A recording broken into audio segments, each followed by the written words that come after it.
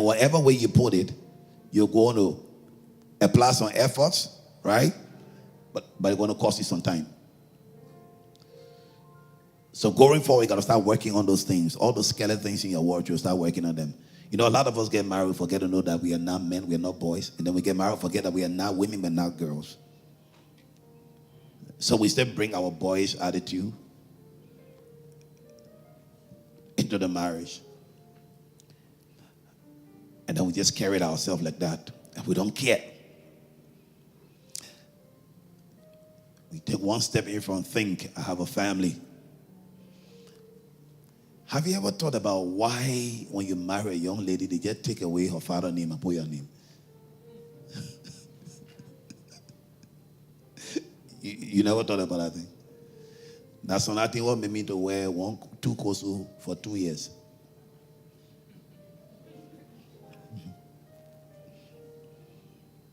I think I have my different shirt. So we agreed, they gave me some kind of money, said go buy one kosu. I go in the market, I pass all around. I come back. What the thing want to buy? I say, what the essence of buying it? We need the money here. Keep it here. May we in competition. There will come a time when I can afford it many times. But for now, let's take care of the family. So you want to make sure that it's open so that things can flow.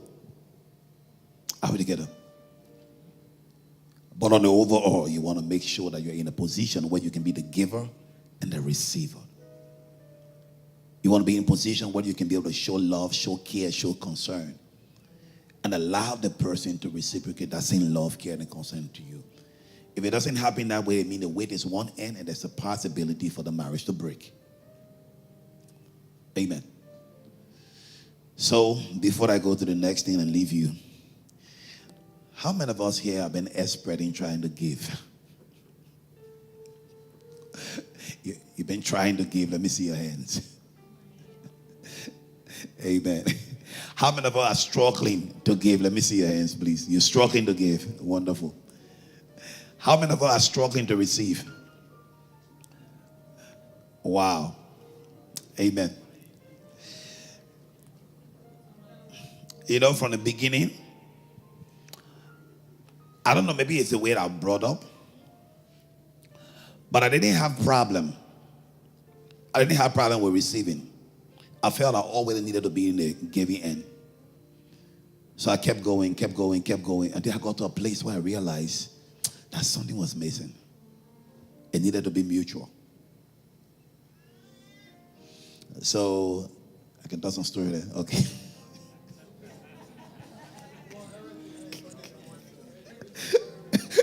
No problem. It's okay. So, no problem. So I'm in seminary, and I got all these loads of assignments and different things. At the same time, I got to be running this church and preaching up and down. So most of the time, people see me in the cafeteria. My computer is open. My books are here. My iPad is here. I'm doing assignments at the same time, preparing messages and stuff like that. And you come back home, you're very, very tired. At first, it was easy when I come. I just run and do my stuff. But then as the workload got heavier, I felt that just giving was wearing me down. And I started complaining. So I'm doing my thesis in the trunk of my car. You found almost 30, 40. And because there's no current, I'll come here at the church. I'll pack and tow all my stuff and bring them and put them there. Then after that, I got to tow everything, put them back in the car because I'm going back home. I got to continue my work. So you get home and everybody locked to the television. Nobody paying attention to you. So I get down, I pick up my bag, my laptop, all my stuff are coming. I speak to everybody answers me, and then they turn their face. And they're laughing. So I go back and tow all the books and put on the dining room table.